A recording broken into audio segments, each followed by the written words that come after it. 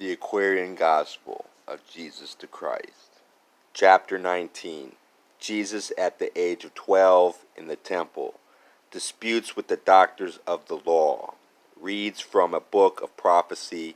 By request of Hillel, he interprets the prophecies. Again, the great feast in Jerusalem was on, and Joseph, Mary, and their son were there.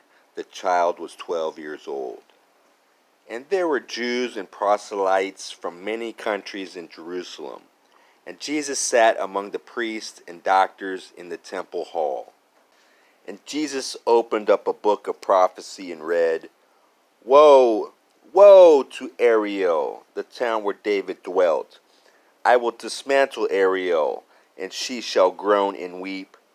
And I will camp against her round about with hostile posts. And I will bring her low, and she shall speak out of the earth.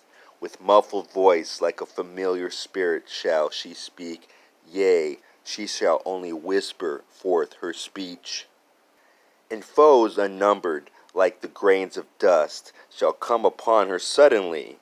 The Lord of hosts will visit her with thunder and with tempests, and with storms, with earthquakes, and with devouring flames.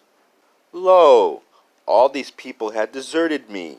They draw to me with speech, and with their lips they honor me. Their hearts are far removed from me. Their fear for me is that inspired by man. And I will breathe an adverse breath upon my people, Israel. The wisdom of their wise men shall be lost.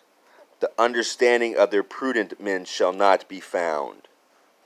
My people seek to hide their counsel from the Lord, so that their works may not be seen.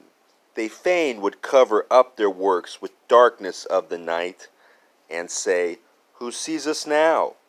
Who knows us now?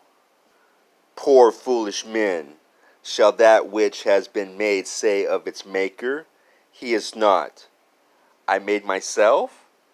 Or shall the pot speak out and say to him, Who made the pot? You have no skill, you do not know? But this will not forever be. The time will come when Lebanon will be a fruitful field, and fruitful fields will be transformed to groves. And on that day the deaf will hear the words of God. The blind will read the book of God's remembrance, and suffering ones will be relieved, and they will have abundant joy, and everyone that needs will be supplied. And it will come to pass that all the foolish will be wise.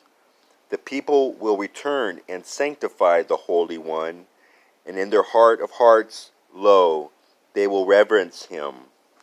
When Jesus had thus read, he put aside the book and said, "You masters of the law, will you make plain for us the prophet's words?" Now Hillel sat among the masters of the law, and he stood forth and said, "Perhaps our young Rabboni, who has read the words, will be interpreter." And Jesus said, "The Ariel of the prophet is our own Jerusalem. By selfishness and cruelty this people has become a stench until the Elohim. The prophet saw these days from far, and of these times he wrote. Our doctors, lawyers, priests, and scribes oppress the poor, while they themselves in luxury live. The sacrifices and the offerings of Israel are but abominations unto God. The only sacrifice that God requires is self. Because of this injustice and this cruelty of man to man, the Holy One has spoken of this commonwealth. Lo, I will overturn. Yes, I will overturn. It shall be overturned. And it shall be no more until he gives whose right it is, and I will give it unto him. In all the world there is one law of right, and he who breaks that law will suffer grief, for God is just. And Israel has gone far astray, has not regarded justice, nor the rights of man, and God demands that Israel shall reform and turn again to ways of holiness.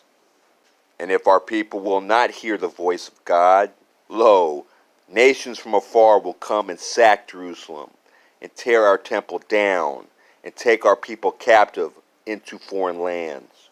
But this will not forever be, though they be scattered far and wide, to wander here and there among the nations of the earth, like sheep that have no shepherd guide. The time will come when God will bring again the captive host, for Israel shall return and dwell in peace.